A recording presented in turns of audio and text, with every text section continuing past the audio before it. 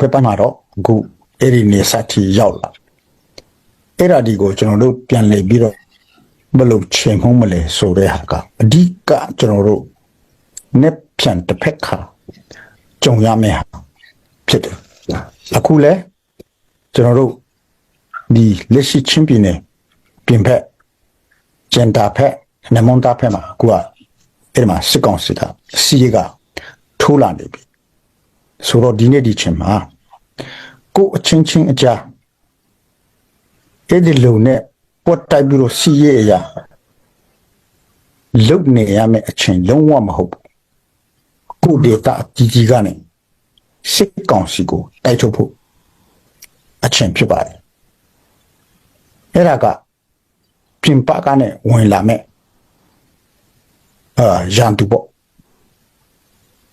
ကိုထဲမှာကိုအခုချင်းပြည်ချင်းလန်းထဲမှာလေရှိနေသေးတယ်အဲ့ဒါတွေကိုကျွန်တော်တို့ဘယ်လိုလုပ်ရမလဲအဲ့ဒါတွေကိုကျွန်တော်တို့တိုက်ဖို့ရှိသေးတယ်ကျွန်တော်တို့ဥတီချက်ကပါလေကျွန်တော်တို့ဥတီချက်ကပါလေဆိုတာဒီနေ့ဒီချိန်မှာကိုအဖွဲ့စီတိုင်း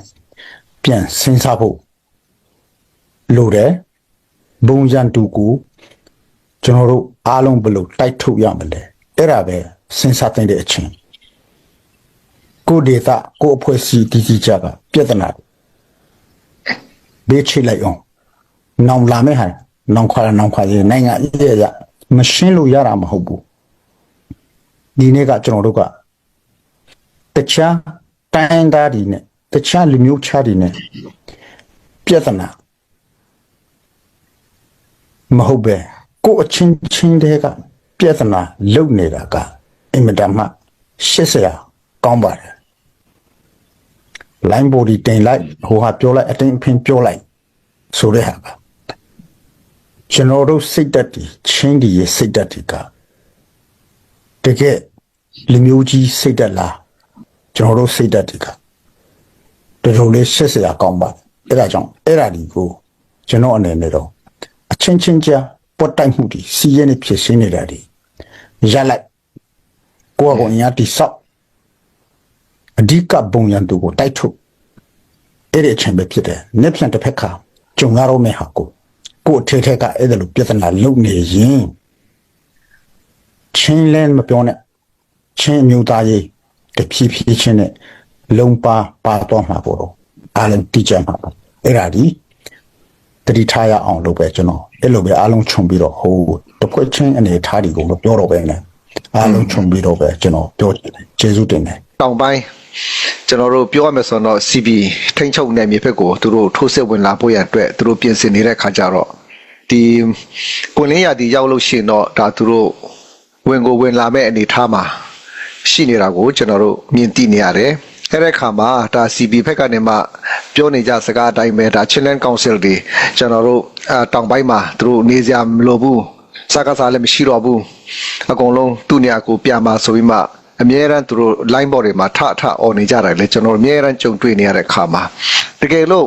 ဒါကျွန်တော်တို့ဒီ complex minda မတူဘက်ကိုသူတို့အလုံးရင်းနဲ့ထိုးစစ်ဝင်လာပြီဆိုရင်ကျွန်တော်တို့ CC တပ်ပေါင်းစုအနေနဲ့ဒါကျွန်တော်တို့ဘယ်လိုပြင်ဆင်ထားပါသလဲသူတို့နဲ့ပူးပေါင်းဆောင်ရွက်မှုရှိနိုင်မလားအဲ့တဲ့အနေထားလေးတွေကိုအနည်းငယ်ဒါပြောပြလို့ရရင်ထပ်ပြီးမှပြောစီချင်ပါတယ်တက်ကိုဟုတ်ကဲ့ရှိတာပေါ့အဲ့ဒါတွေဖြစ်စေချင်လို့တာကျွန်တော်တို့ကနီလန်ပေါင်းစုံနဲ့အခုအချင်းချင်းကြားပြဿနာဖြေရှင်းနိုင်ရေးကိုအခုဒီဒေါက်တာရိုဒင်းကလို့စူးစမ်းမှုပေါ့မီဇိုရမ် advocacy team ဆိုပြီးတော့လုပ်ပြီးတော့တစ်ဖက်ပြန်ပေါင်းစည်းနိုင်ရေးပြီးတော့နိုင်ရေးကိုဦးတည်ပြီးတော့ဘယ်လိုဖြစ်ဖြစ်ကိုယ်အနေထားကိုထားလိုက်အောင်ဆိုပြီးတော့ CNC ဆိုပြီးတော့ချင်းမျိုးသားကောင်စီဟုတ်တယ်အဲ့ဒီမှာတူတူနေမယ်အဲ့ဒီလိုပြန်လဲပေါင်းစည်းမယ်ဆိုတော့ဒီ